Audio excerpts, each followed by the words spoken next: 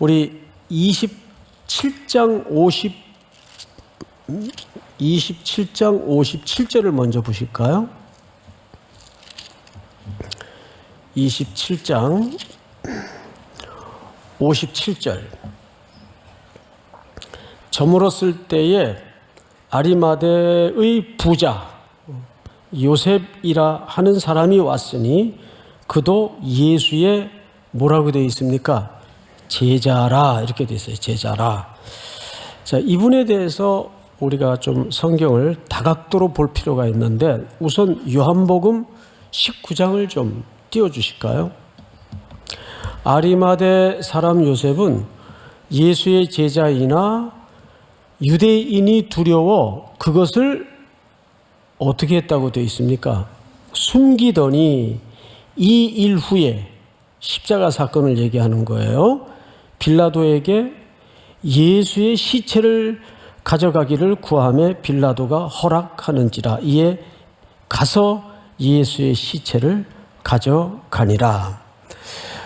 여기서 말하는 그 제자는 어느 제자와 좀 구분해서 이해를 해야 되냐면, 예수님께로부터 직접 부름을 받은 그런 사도들, 12제자들과는 좀 구분을 해야 됩니다.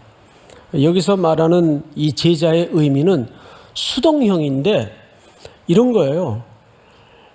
그분에 대해서 소문도 들었고 그분의 말씀을 직간접적으로 들으면서 진리에 대한 목마름 때문에 조금씩 젖어든, 조금은 예수님을 중심으로 거리가 멀리 떨어져 있는 제자 그룹으로 생각하시면 좋을 것 같아요. 그러니까 이 사람은 예수님이 직접 부른 사람도 아니에요.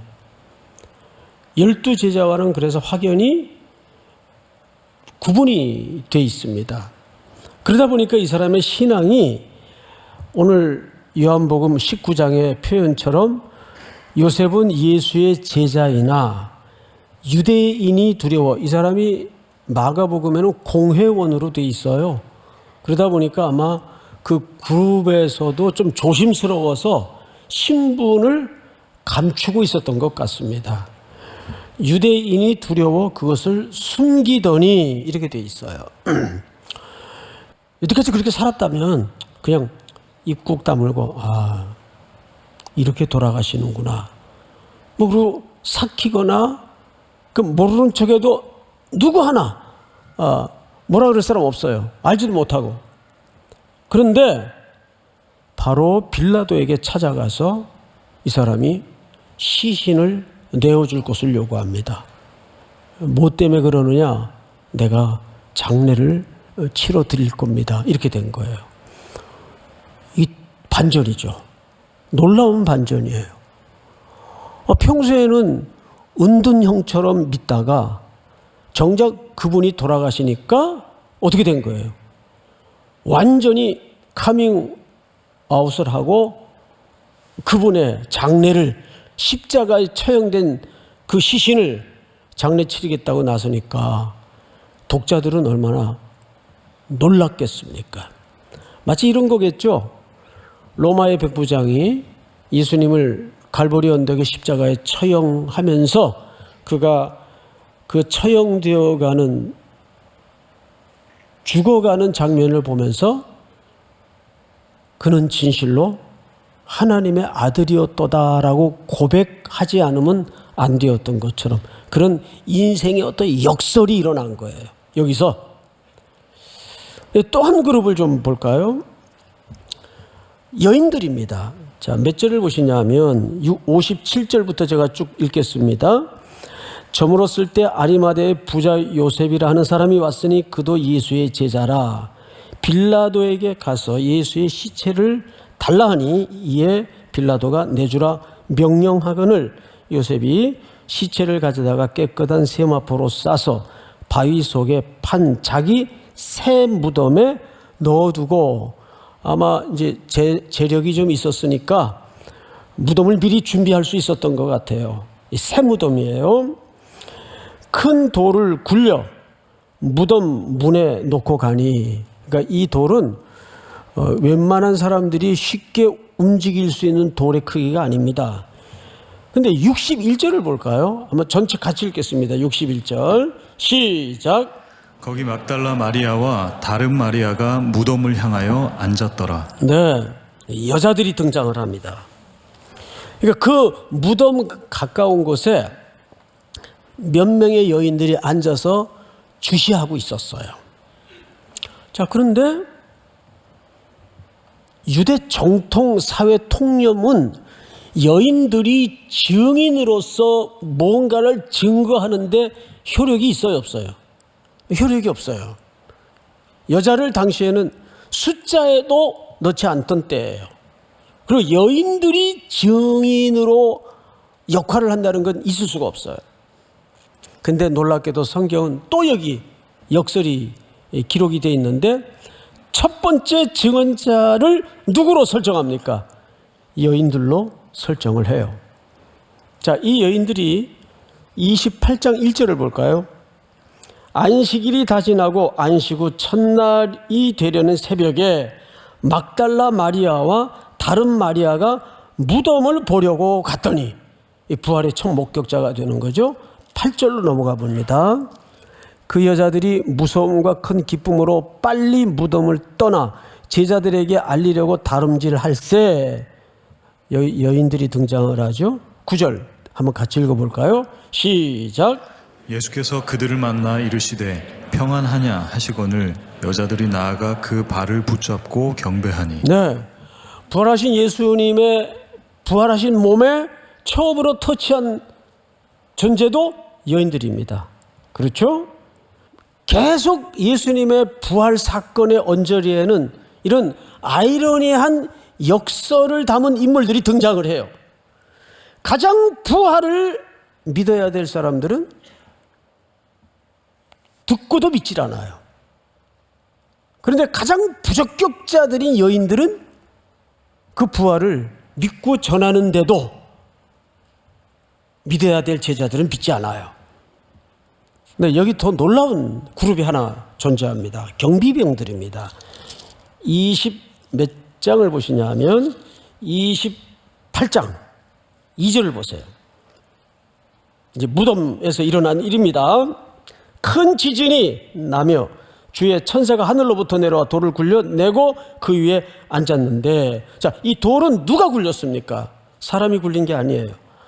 하나님이 천사를 동원하셔 그 돌을 굴려버렸어요. 죽음의 문을 열어놓은 겁니다. 자, 그 돌 위에 천사들이 앉아있는데 3절 그 형상이 번개 같고 그 옷은 눈같이 희건을 4절 같이 읽읍시다. 시작. 지키던 자들이 그를 무서워하며 떨며 죽은 사람과 같이 되었더라. 만약에 여러분들이 이 현장에 있었다면 이런 쇼킹한 장면을 연출 안 했겠어요? 얼마나 이 사람들이 경비병들이 놀랐는지 전부 죽은 사람 같이 됐다. 떨며 죽은 자 같이 되었더라. 그러니까 어떤 영적인 엄청난 충격적인 장면을 목격하고 쇼킹한 충격을 받은 거예요. 근데 이 사람들이 이걸 보고하러 대제사장에게로 갑니다. 11절.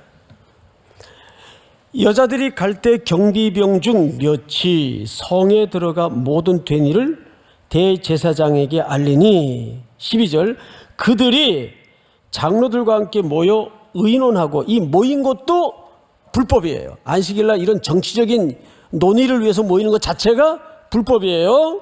모여 의논하고 군인들에게 돈을 많이 주며 이르되 너희는 말하기를 그의 제자들이 밤에 와서 우리가 잘 때에 그를 도둑질하여 갔다 하라.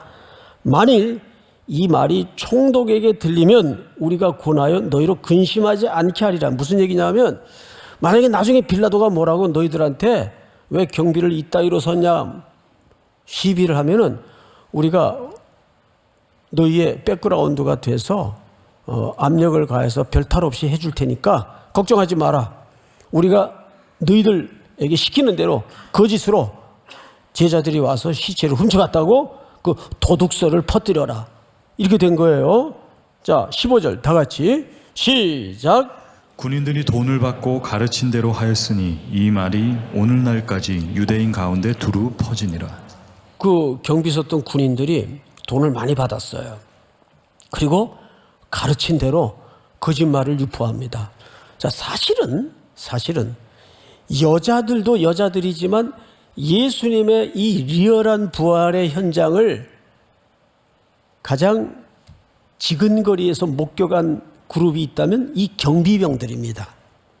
그리고 그 쇼크가 얼마나 충격적이었던지 무서워 떨며 죽은 자 같이 될 정도로 충격을 받았어요. 야, 그런데 불과 얼마 안 있어서 돈을 많이 주니까 그 목격한 부활을 완전히 뒤집고 도둑설의 유포자로 앞잡이가 됩니다. 저는 이 지점이 오늘 굉장히 중요하다고 봐지는 거죠. 왜? 아니, 아무리 돈이 좋아도 이 죽은 자 같이 충격을 받을 정도로 그 현장을 목격한 사람들이 돈을 얼마나 줬는지 모르겠지만은 그 돈 몇 푼에 거짓말을 이 사람들의 거짓말을 만든 게 역으로 얘기하면 부활의 진정성을 사실 역으로 증명하는 겁니다. 오히려. 근데 거짓의 도둑설의 유포자들이 되는 단초가 되었어, 이 사람들이. 이거 어떻게 설명해야 될까요? 저는 이걸 논리적으로는 설명이 안 돼요. 이렇게밖에 판단이 안 되더라고요. 영적인 복이 없는 사람들이구나. 이 신앙생활을 이렇게 하는 그룹에서도 보면요, 그렇게 오랜 세월 말씀을 듣고 설교를 듣고 신앙생활을 하는데도 그렇게 인생에 대해서 해석이 다르고 또 받아들이는 감도가 틀려요. 결국 시편 1편의 그 아슈레의 복처럼 이건 이 경비병들이 영적인 복이 없는 사람들이구나. 백부장은 갈보리 언덕의 십자가의 현장에서 그 운명하시는 예수님의 절규를 보면서 그는 진정 하나님의 아들이었구나, 이걸 고백을 해요. 또 한편 강도는 당신이 낙원에 이를 때 나를 기억해 주십시오. 또 한편 강도는 계속 저주를 하고 끝까지 악담을 퍼붓고 죽어요. 어떻게 설명할 거예요? 여러분, 영적인 복을 받아야 돼요. 영적인 복을. 예? 그걸 위해서 기도하시라고요. 말씀을 듣기 전에, 성경을 읽기 전에 하나님, 이 말씀을 깨달을 수 있는, 이 말씀이 내 심장을 때리고 울릴 수 있는 은혜가 되게 하여 주시옵소서. 이런 원초적인 복이 있어야 돼요. 아니, 경비병들이 어떻게 이럴 수가 있어요? 방금 죽은 자같이 된 그런 영적인 쇼크를 경험하면서도 얼마 안 있다가 보고하러 가서 돈 준다니까 지 눈으로 너무 선명하게 본 현장을 갖다가 싹 거짓말로 뒤집어요. 그러니까 그 영적인 복이 없는 거예요. 에서는 배고파 죽겠는데 장자가 뭘 대수냐. 장자 너 가져라. 난 빨리 허기진 배를 채워야 되겠다. 근데 야곱은 배가 고팠으니까 죽을 끓이고 만들고 앉았을 거 아니에요. 근데 장자를 달라는 거예요. 그것도 아주 천재적인 발상이에요. 어떻게 장자를 죽 한 그릇에 거래할 생각을 했는지. 그러니까 그 말은 신약식으로 얘기하면 야곱에게 무슨 뜻인가 하면 나는 예수 그리스도가 필요합니다, 그 뜻이거든요. 그걸 성경 전체의 맥락에서 해석을 하면 나는 예수 그리스도가 필요합니다. 살면서 이 복을 누릴 때 그것이 요셉의 복이에요. 시대가 덤벼들어 요셉을 무너뜨리려고 했지만 하나님이 편든 요셉을 한 시대가 무너뜨리지 못했어요. 자, 우리는 이제 마지막 그룹으로 제자를 보게 됩니다. 이 엄중하고도 역사적인 현장에 코빼기도 안 내밀다가 16절 보시면 이때 나타나요. 11 제자가 갈릴리에 가서 예수께서 지시하신 산에 이르러. 이 사람들이 이제 어디서 왔을까요? 예루살렘에서 왔죠. 당연히 예수님의 처형이 예루살렘 근교에서 벌어졌으니까. 이 140km예요. 그러면 이게 하루 만에 단박에 올 수 있는 거리가 아닙니다. 최소한 3, 4일은 걸려야 돼요. 어쨌든 터벅터벅 걸어서 왔을 거예요. 예? 갈릴리까지. 그런데 성경을 잘 보세요. 예수를 배웠고 경배하나 아직도 의심하는 사람들이 있더라. 이게 제자들이에요. 3년 동안을 거의 데리고 다니면서 보여주고 가르치고 귓구멍에다가 말씀을 먹여주고 했는데도 아직도 의심하는 사람들이 있더라. 그런데 한 가지 조심할 건 뭐냐면 의심이 불신앙은 아닙니다. 예? 의심이 불신앙은 아니에요. 어쨌든 여기까지 3, 4일을 걸려서 걸어왔더라도 그거는 아주 연약함에 근거한 신앙이지 불신앙은 아니에요. 그러니까 의심했다고 무조건 틀렸다 X자를 그어버리면 안 되죠. 신앙은 그렇게 단순하지 않아요. 그러나 어쨌든 분명한 것은 아직도 너무 철딱서니가 없어요. 이 도마 같은 사람은 요한복음 20장에 보면 예수님이 두려워 떨고 문을 닫아 걸고 모여있던 제자들에게 부활의 주님이 나타나셔서 안심하라 내니 두려워하지 말라 숨을 내쉬며 이르시되 성령을 받으라 너에게 평안이 있을지어다. 그러니까 도마가 이 도시가 뭐라 그러냐면 예수님의 못자국에 내 손가락을 넣어보고 찔린 창자국에 내 손을 넣어봐야 내가 믿겠습니다. 네가 본 거로 믿느냐? 보지 않고 믿는 자는 복되도다. 자, 여러분, 그리고 만지도록 허락하십니다. 자, 근데 그 도마가 나중에는 인도까지 건너가 복음을 증거하다 순교했다는 기독교 전승이 있어요. 자, 만약에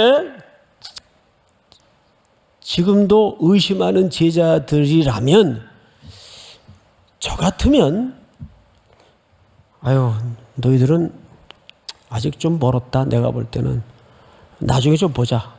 나중에 지금은 아닌 것 같다. 저는 틀림없이 그랬을 거예요. 여기서 우리가 결론 겸 몇 가지 질문을 좀 던져 봐야 될 것 같아요. 이런 제자들에게 왜 이런 위대한 사명을 부탁하고 떠나시는 거예요? 두 가지로 생각할 수 있어요. 그래도 이들 속에 3년 동안 어쨌든 뭐 주워 들은 게 있을 테니까 언젠가는 그들이 철이 들겠지. 그 속에 어떤 여지가 가능성이 있어서 예수님이 그래도 이제 뭐 시간도 없으니까 운명에 맡기고 안 되면 할 수 없고 그렇게 맡기고 간 것이 아닌가라는 추측을 할 수가 있어요. 두 번째는 제자들이 지금은 부족하지만 그래도 말씀의 능력을 예수님이 믿고 그 말씀이 저들을 함께 할 것이다. 둘 다 아닙니다. 인간이 그렇게 하나님이 우리에게 사명과 꿈을 주실 때는 여지나 가능성이 있어서 꿈을 맡기지 않아요. 마태복음은 1장서부터 28장까지 수미상관법의 구조로 되어 있어요. 1장 뭘로 시작해요? 천사를 통해서 예수님의 수태를 고지할 때 내년 이맘때 처녀가 잉태하여 아들을 낳을 것인데 그 이름을 예수라 하라. 저가 자기 백성을 저들의 죄에서 구원할 자임이라. 그러면서 무슨 별명을 붙여주십니까? 임마누엘이라 하라. 임마누엘을 번역한 즉 우리와 함께 하심이라. 예수님은 이 땅에 임마누엘의 약속으로 오셨어요. 그래서 우리의 처절한 연약함, 눈물, 아픔, 시련, 좌절, 넘어짐, 그 모든 것들을 다 인간의 몸을 입고 오셔서 체휼하셨습니다. 그리고 오늘 뭘로 끝났어요? 20절 다 같이 한번 읽어보겠습니다. 시작. 내가 너희에게 분부한 모든 것을 가르쳐 지키게 하라. 볼지어다 내가 세상 끝날까지 너희와 항상 함께 있으리라 하시니라. 아멘. 세상 끝날까지 너희와 항상 함께 하시겠다는 거예요. 제자들에게 여지나 가능성이 있어서가 아니고 연약한 거 알아요. 또 넘어질 수도 있는 거 알아요. 하지만 그들의 넘어짐 속에, 그들의 망설임 속에, 그들의 의심 속에 예수님이 세상 끝이 나는 날까지 그들이 숙제를 다, 인생의 숙제를 마칠 때까지 항상 함께 하시겠다는 거예요. 예? 이거보다 더 확고한 약속이 있어요? 이것은 위대한 사명에만 적용되는 약속이 아니에요. 오늘 이 시시콜콜한 현실을 또 한 페이지를 넘겨야 되고 한 주를 맞이해야 되는 우리 각자의 일상 속에 여전히 오늘도 내 연약한 모습을 넘어서서 예수님이 우리에게 하시는 너무도 선명한 약속입니다. 내가 세상 끝날까지 너와 함께 할 거야. 믿습니까? 임마누엘의 부활의 약속이에요. 그러니까 여러분들은 참 불행한 분들인 것이 절대 좌절할 수가 없어요. 누가 나와 함께 하시기 때문에. 네? 예수님이 지금도 나를 붙들고 있기 때문에 나는 넘어지는데 예수님이 꼭 붙드시고 내가 너를 구원하려고 이 땅에 와서 십자가에 네 죄값을 지불했는데 네가 뭐라고 십자가의 구속의 은혜를 취소시키려고 그래. 취소되지도 않지만 믿습니까? 그만큼 저와 여러분들이 주 안에 붙들린 이 구원의 언약과 완성의 자리까지의 약속은 너무도 확고하고 선명한 약속이에요. 그것이 임마누엘의 약속이에요. 여기 십자가와 부활 사건의 언저리에 인생 군상들을 한번 보시라고요. 부활의 증인이 될 만한 사람들이 아니에요. 그 모든 끝에는 세상 끝날까지 항상 너희와 함께 하시겠다는 임마누엘의 언약이 내가 사는 이유고 넘어져도 또 일어설 수밖에 없는 근거가 되는 겁니다. 믿습니까? 이 약속이 다시 한번 여러분들의 지친 걸음에 깊은 희망과 소망으로 이끄는 복이 있기를 주의 이름으로 축복합니다.